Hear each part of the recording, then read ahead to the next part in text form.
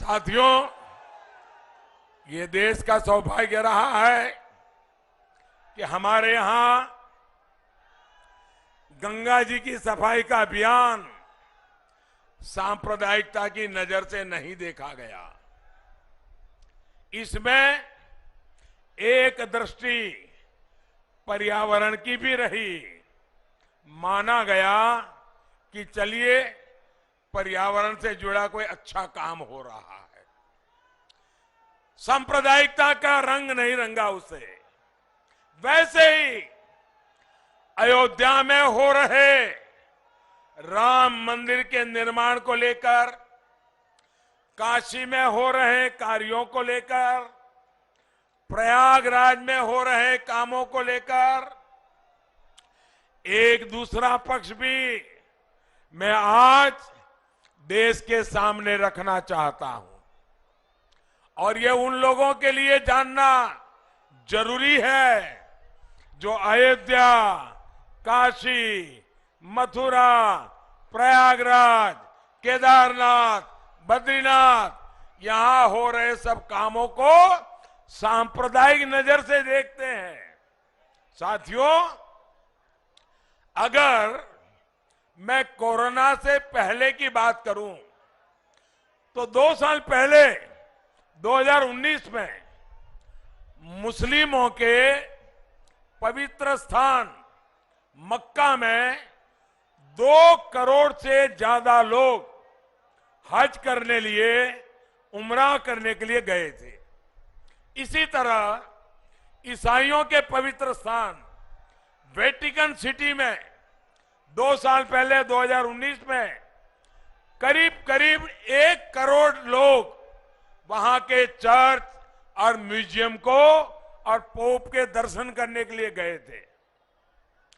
इन देशों ने वहां पर आने वाले भक्तों के लिए बेहतरीन सुविधाएं तैयार की है, आधुनिक व्यवस्थाएं बनाई है, लोगों को वहां पर रहने की दिक्कत ना हो, कनेक्टिविटी की परेशानी ना हो, हर तरफ साफ सफाई हो, इसका बहुत ध्यान रखा जाता है।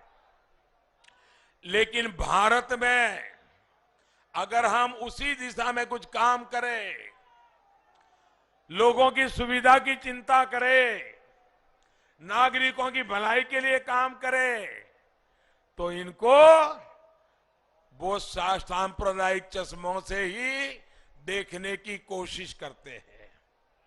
आप खुद देख रहे हैं, काशी विश्वनाथ धाम परियोजना के बाद वहां आने वाले भक्तों की संख्या इतनी बढ़ गई है कि वहां गरीब से गरीब को अब रोजी रोटी के नए अवसर मिल गए हैं। जो आने वाले लोग हैं उनमें आस्था भी है और ये नया परिवर्तन आया उसका कौतूहल भी है। बनारस में जो विकास के काम हो रहे हैं वो काशी और इस क्षेत्र की इकोनॉमी को बदलेंगे।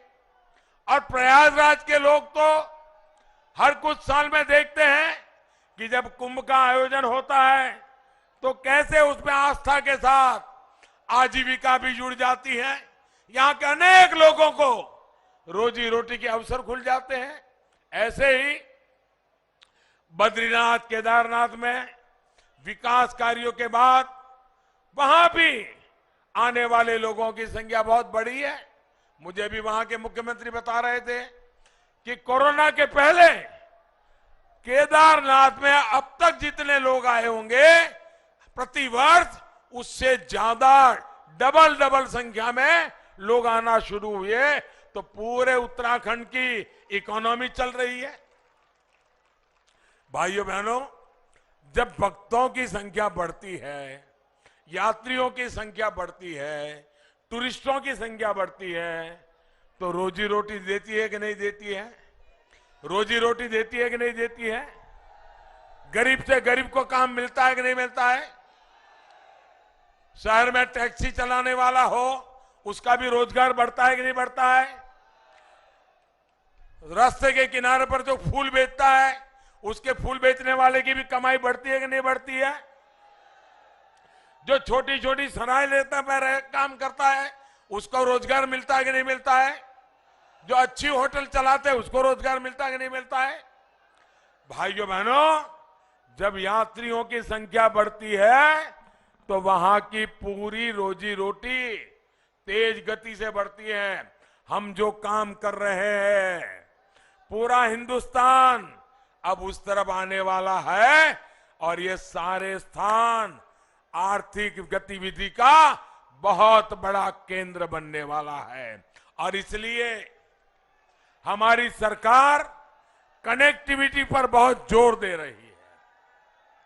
और मुझे बताया गया है कि 3 साल के भीतर ही ये जो हमारा प्रयागराज एयरपोर्ट अभी अभी बना, और हमें कम समय में बनाया, समय से पहले बना दिया। प्रयागराज एयरपोर्ट में 10 लाख से ज्यादा यात्रियों की आवाजाही हो चुकी है। भाइयों, लखनऊ और वाराणसी के बाद आज प्रदेश में ये आंकड़ा छूने वाला प्रयागराज हमारा तीसरा एयरपोर्ट बन गया है। साथियों, बात एयरवे कनेक्टिविटी की हो, हाईवे कनेक्टिविटी की हो, वाटरवे कनेक्टिविटी हो या रेलवे कनेक्टिविटी की हो, हम उत्तर प्रदेश के हर हिस्से को जोड़ना चाहते हैं। योगी जी की सरकार इसलिए ही यूपी में आधुनिक एक्सप्रेसवे बनवा रही है, नए एयरपोर्ट बनवा रही है। इन विकास कार्यों की गति ना रुके, इसके लिए डबल इंजन की सरकार बननी जरूरी है।